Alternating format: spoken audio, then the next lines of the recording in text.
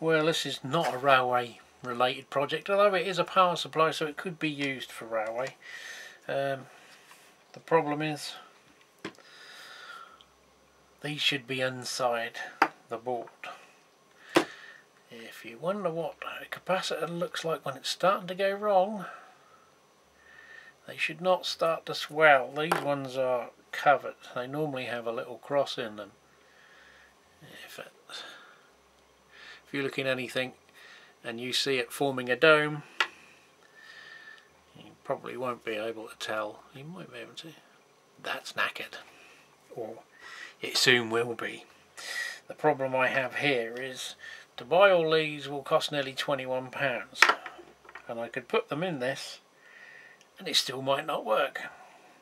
So I've been trying some old computer PSU power supplies to rob these out, because these are repurposed in it when it blew up before. Switch mode power supplies seem like a good idea, but give me the whacking big transformer any day. They don't keep blowing capacitors. It served well, but yeah, so I'm on the hunt for some. I didn't buy the Chinese ones because they're always overrated, as in they'll claim they're 16 volt and they're not, and then when you get them all wired up they explode inside your project. But today we have this, which should, I think, is probably the only one this week. I might get the other stuff turned up, but there isn't much inbound, to be honest. Not until Hattons have finished their bits, but obviously by the time this video goes up they'll be a distant memory. Oh dear, what a pity, never mind. So, we had a little bit of luck on eBay.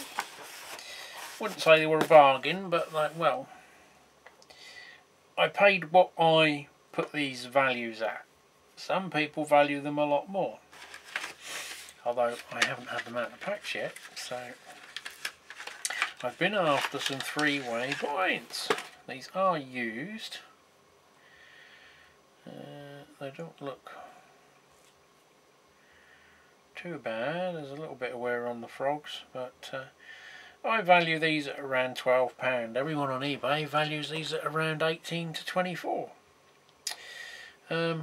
So when I do have a little punt on them, I don't usually end up with them. I was staying away from them because some people have horror stories on them, but for one of the storage yard designs I'm looking at, this helps because obviously it saves a little bit of room versus having two turnouts, so you get a three-way,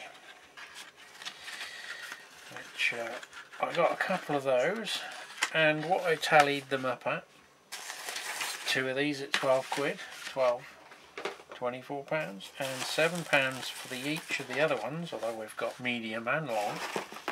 These are all Insel Frog, unfortunately, but that doesn't really affect things too much for me.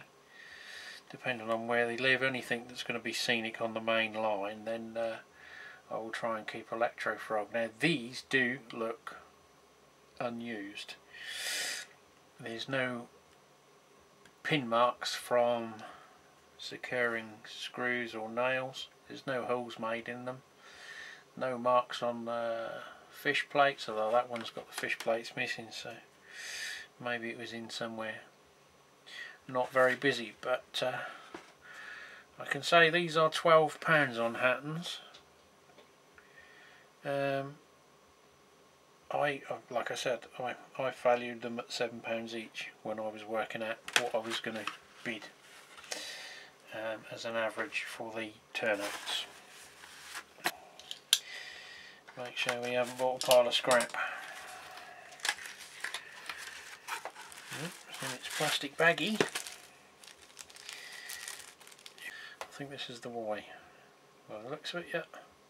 I think there was two Ys. But that looks all fine and dandy again. There's no signs of that being used. Can't remember whether Pico used to supply them with fish plates or not. These ones have obviously been out. Someone's put plates, fish plates on them. So you get the idea. We've got an SL98 and an 88, so it's I don't know, what is it, a large radius and a medium radius, although it's been put in the wrong sleeve I think, but they're all useful. Quality streamline, not set track. For all of these are the mediums. This one's a little bit ropier. You can soak them in water if they're full of ballast. This one's a little bit, probably put this in the storage yard with the rougher ones, and then if they are crap they'll get changed out. Well, we did get something else turn up. Double bag by the looks of it.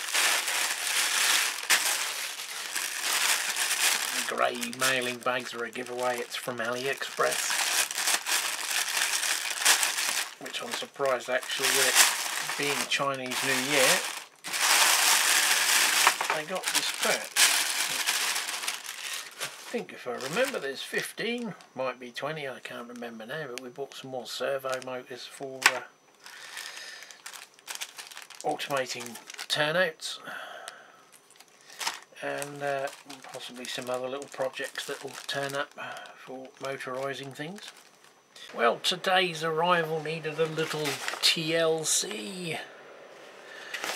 It arrived in a recycled Amazon bag.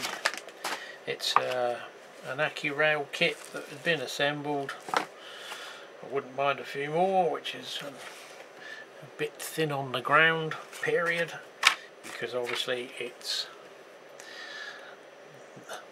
a bit rare, that particular sticker, and I can't find anywhere in the UK that does it or comes close, or even finding someone that can make me a stencil so I can spray that logo onto other rolling stock. It's a kit version, assembled, nice and weighty, should run quite nice, metal wheels. Unfortunately, as with a lot of these, when you build them and put your couplings on, they no longer fit in the box, so you can't store them very well.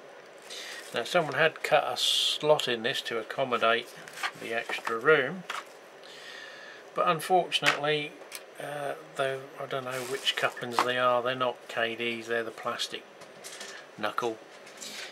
It had sort of closed up and locked in place, so I couldn't free it off. One side I managed to free off, the other side had lost its spring and come over so far it was past the main sort of back piece, couldn't get it off, and whoever had it had put a bit of glue over the top piece where you hold the coupling in. Luckily I've managed to free it off and prise it out without any damage and replace it with one of my cheapy clearance Backman-Easy jobbies, which I know not everyone loves, but they're cheaper than KDs. So yeah, I think it was £12.99 plus the post, or £10 plus the post, but yeah, a bit more than it's probably worth, but I'm afraid in these times some of the prices are getting a bit silly, so you just have to give up. But I think I made an offer on this one of about 10 or 11 pounds, I think it was, without looking, because it's Norfolk and Southern.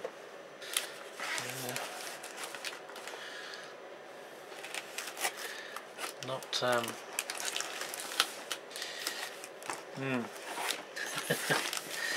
Let's see what's in this one. I don't think it's my tube of silicone rubber I've ordered, and I'm sure as hell hope it's not something else. No, it's not, thankfully. Else I wouldn't be very happy with the amount of money I've spent for that kind of packing. Although this is zero packing. It's chuck it in the box and hope for the best. So we have a Tropicana, which I purchased and realised it's the earlier old school wagons from, I guess, the 60s and earlier, because it's got the walkway on the top. Not the later one with the chili unit, which is probably why it was cheaper. So yeah, well, it looks like someone's glued this previously for some reason, but yeah, it's in good nick, other than the fact it's a little bit antiquated. And get the modern couplings putting on it. So I have already got one. I was trying to get a couple of 3 Tropicanas, but the modern ones. So I'll have to make a mental note that the 17947 part number is not the one I want, because it's old fashioned. And this was £3 something. I got a discount with the postage being combined, so I got a crew van with a view. Although probably looking for the one with the other body on it to actually take off and put on a more modern lorry, if I can find one. Because we've got the old Bedford TKs, which British Rail did have. I've never seen a crew van, workshop, canteen, whatever they were, welfare wagon as they call them now. Yeah, it looks like it will come off fairly easy. Yeah, there's a different body variant, but these trucks were sort of gone by the late 80s and were superseded by the Dodgers and the Leyland Roadrunners, and no one makes those two, so I don't know whether it's licensing, because obviously the Dodge was a Renault, French Renault truck. Because I didn't drive one of them type, but I did drive the other type and a TK. I had a petrol engined Bedford TK cherry picker. That was not very economical on petrol,